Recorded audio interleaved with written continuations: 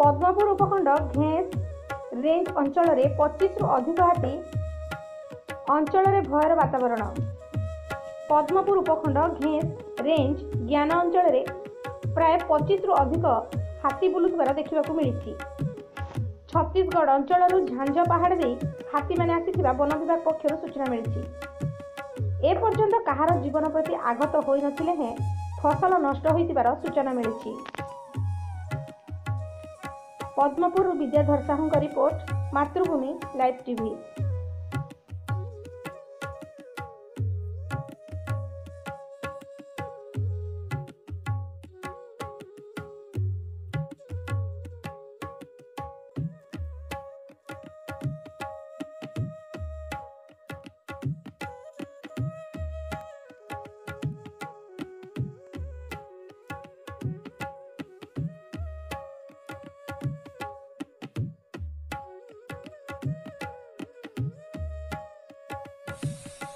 जीवे दाकर